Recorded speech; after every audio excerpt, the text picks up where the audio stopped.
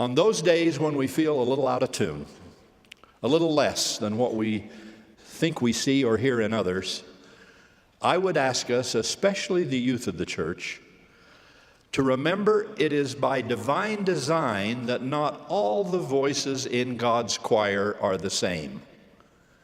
It takes variety, sopranos and altos, baritones and basses, to make rich music.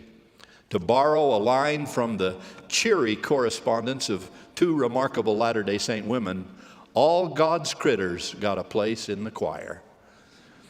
When we disparage our uniqueness or try to conform to fictitious stereotypes driven by an insatiable consumer culture and idealized beyond any possible realization by social media, then we lose the richness of tone and timbre that God intended when He created a world of diversity.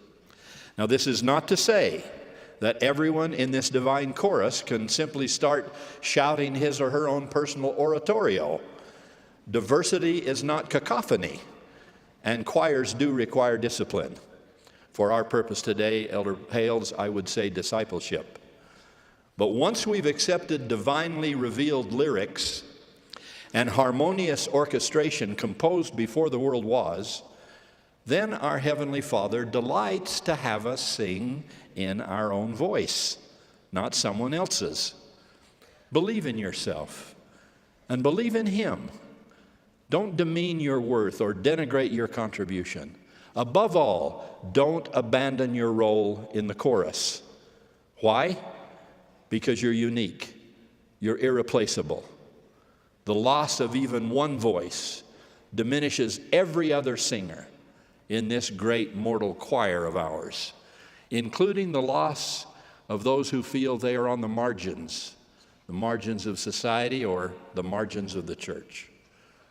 But even as I encourage all of you to have faith regarding songs that may be difficult to sing, I readily acknowledge that for different reasons I struggle with other kinds of songs that should be but are not yet sung.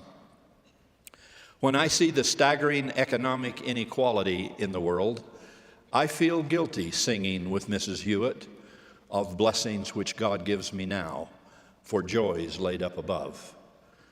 That chorus cannot be fully, faithfully sung until we have honorably cared for the poor. Economic deprivation is a curse that keeps on cursing year after year and generation after generation. It damages bodies, maims spirits, harms families, and destroys dreams.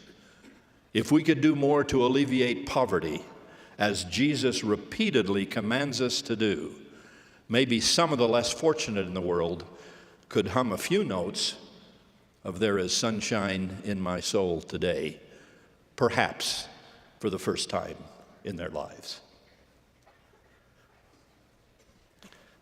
I also find it hard to sing sunny, bouncy lyrics when so many around us suffer from mental and emotional illness or other debilitating health limitations. Unfortunately, these burdens sometimes persist despite the valiant efforts of many kinds of caregivers and family members. I pray we will not let these children of God suffer in silence, and that we'll be endowed with the capacity to hear the songs they cannot now sing. And someday, I hope a great global chorus will harmonize across all racial and ethnic lines, declaring that guns and slurs and vitriol are not the way to deal with human conflict. The declarations of heaven cry out to us that the only way complex societal issues can ever be satisfactorily resolved is by loving God and keeping His commandments, thus opening the door to the one lasting salvific way to love each other as neighbors. The prophet Ether taught that we should hope for a better world. Reading that thought 1,000 years later, war and violence-weary Moroni declared that the more excellent way to that world will always be the gospel of Jesus Christ.